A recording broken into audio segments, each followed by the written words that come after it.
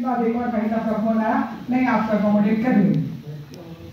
फिर उन्होंने वो लिस्ट भेजा नियम का क्या क्या करना है फोन पे।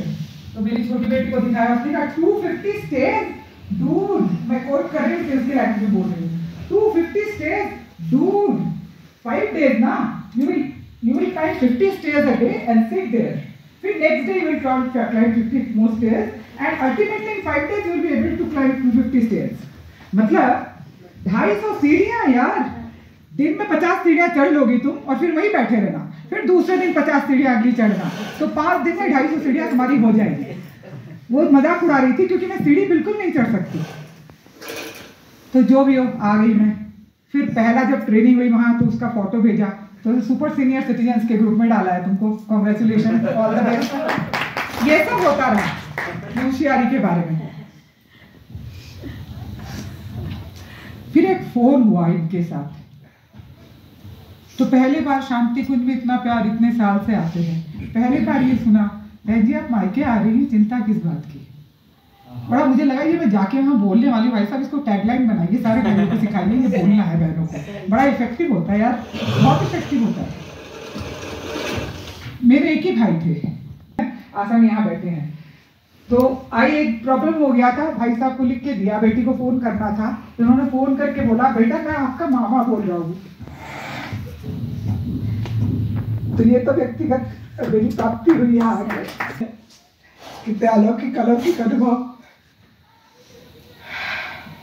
मुझे कुछ आता नहीं थे, आज यार कुछ भी नहीं आता, कोशिश करते रहती हूँ बस। काम करते थे, मैंने देखा है तुम्हारा प्यार। मैं बहुत कुछ भी नहीं करते लेकिन मैं बहुत ग्रेटफुल हूँ, बहुत ग्रेटफुल हूँ आप सबकी। हम बस में आ रहे थे तो ये दीदी Rajesh to hear that I was so shocked कि ये गुरुदेव मेरे को बता रहे हैं कि देख कितनी दूर जा रहा है, व्यवस्था कर दो जरा। हम 4-5 हजार दे भी देंगे। I was really shocked. It looked like it was a message कि see you have a long way to go. There is no scope for complacency on this path. हम कहीं भी संतुष्ट नहीं हो सकते, साधना हो या अपनी सेवा हो या समाज की सेवा हो, हम कहीं भी संतुष्ट नहीं हो सकते, कहीं भी ये नहीं बोल सकते हम कि हमने कुछ किया। हम अभी तक अल्फाबेट ही नहीं सीख पाए हैं, ये लोग तो सारी डिक्शनरी बैठे हैं सामने। हमको जो करती नहीं बोलती। मैं बहुत कृतज्ञ हूँ, और गुरुदेव माता जी सभी बैठे बैठे भी लड़ी रही थी मैं कि सबको इतना कुछ किया, किसको क्या दिया, किसको क्या दिया, मुझे क्या दिया। मैं बोली थी मैं वापस नहीं जाऊंगी, नहीं मिलोगे तो गुरुदेव के सानिध्य में रहे तो क्योंकि वो आपको दोबारा मिलाएंगे। I am really grateful to भाई साहब जितेंद्र जी, भाई साहब गुप्ता जी, भाई साहब उमेश जी, दीपक जी, भाई साहब लक्ष्मण जी, कीर्ति जी,